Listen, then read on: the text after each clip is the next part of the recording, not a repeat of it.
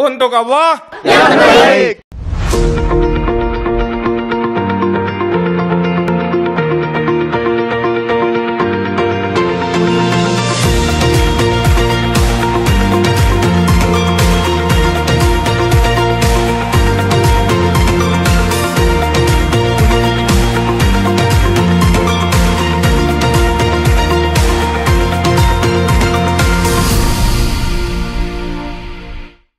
Assalamualaikum warahmatullahi wabarakatuh.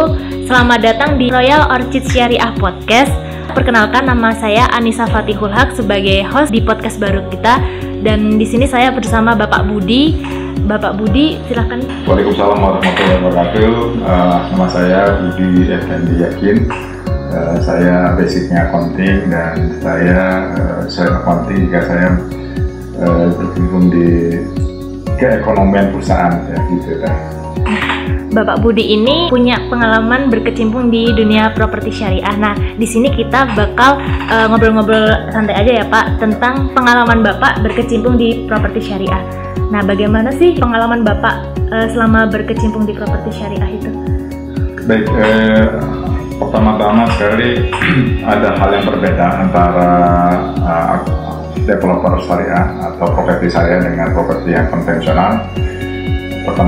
Perbedaan pertama adalah di syariah itu kita mengenal istilah 7T ya, yaitu tanpa riba, tanpa bank, tanpa day checking, tanpa sita, tanpa notaris, dan tanpa akad batil gitu ya. Itu yang poin yang luar biasa yang berbeda antara properti syariah dengan properti yang konvensional, bisa kita katakan benar. Gitu ya. Bapak mulai berkecimpung di properti itu tahun berapa, sekitar bulan apa gitu Pak? Bisa diceritakan? Kalau di propertinya sendiri saya sudah agak lama ya, mungkin 2-3 tahun yang lalu. Tapi kalau di syariah saya kira-kira baru 1 tahun, tahun 2020 kemarin ya, itu saya langsung masuk di Royal Orchid Syariah. Kemudian saya kebetulan di sana belum terbenahi masalah accounting dan keuangan serta sistem yang di sana. Nah, saya mulai masuk ke sana, saya membenahi accountingnya dan membenahi sistem accounting dan sistem keuangan yang di sana. Dari yang saya dapatkan data-data dari saya baca itu ternyata prospek properti syariah itu luar biasa ya, dahsyat sekali ya.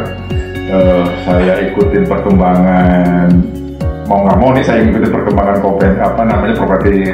properti yang konvensional dan saya bandingkan situasinya dengan properti syariah yang di Ros ini pada saat pandemi luar biasa ya perbedaannya di properti syariah itu saya lihat di inflow ya, cash inflow-nya itu pembayaran dan itu sepertinya malah terbalik dengan situasi ekonomi yang sedang berlangsung saat pandemi kemarin ya, saat ini juga masih kan.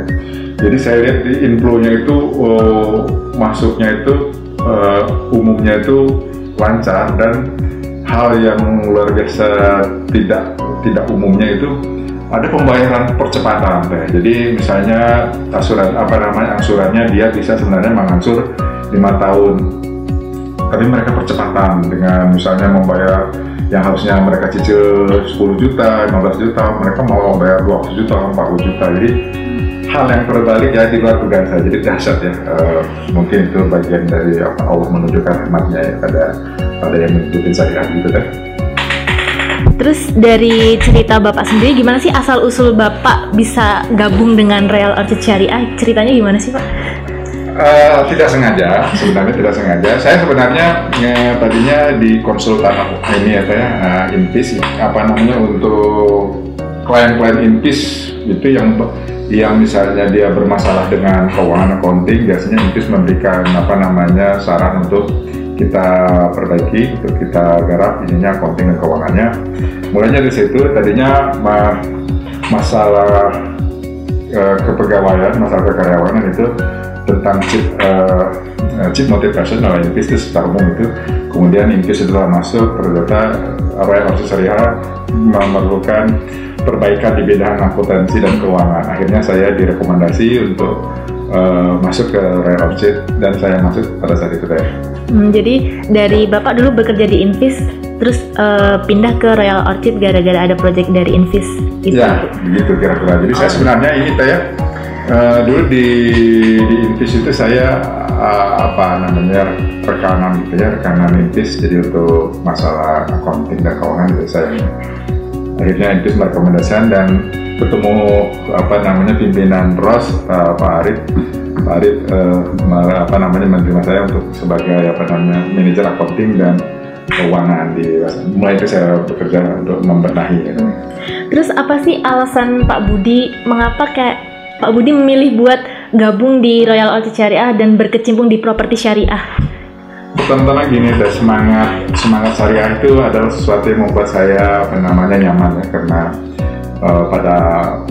pada akhirnya kita sebagai muslim ya itu kita harus taat pada syariah yang Allah tetapkan dan Nabi tetapkan untuk kita jalani. Nah, dengan semangat syariah itu saya bersemangat juga bergabung dengan Royal Orchid Syariah dan saya mulai bekerja untuk membenahi keuangan dan sistem akuntansinya pada saat itu. Jadi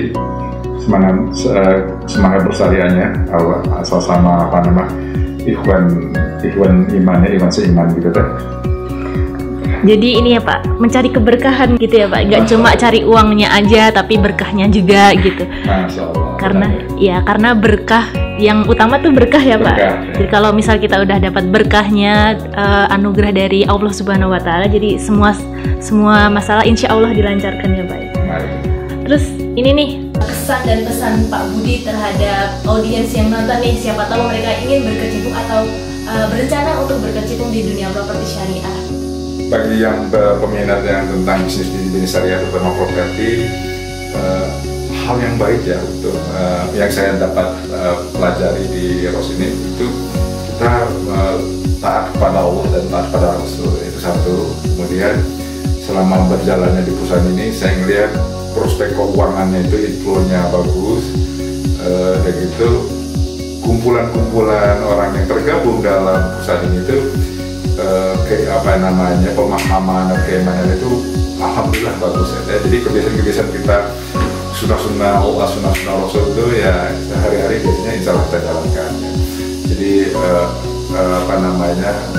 kita jalankan juga syariah tentang ekonominya ya di properti ini kita jalankan juga. Insya Allah itu benar-benar menjadi berkah dan rahmatnya bagi teman-teman, bagi peminat-peminat yang baik sebagai pelanggan atau mitra atau nanti bahkan ya kita bersama membangun syariah Indonesia ya di dunia gitu. Ya, ternyata banyak banget ya Pak manfaat dari kita tuh mengikuti syariah Islam, entah itu baik di properti atau di bidang lainnya. Oke, sekian bincang-bincang podcast kita ya Pak ya. Lain waktu bisa kami undang lagi. Demikian podcast kami bersama Pak Budi. Jangan lupa tonton podcast kami lainnya di Royal Orchid Syariah Podcast. Sampai jumpa. Wassalamualaikum warahmatullahi wabarakatuh.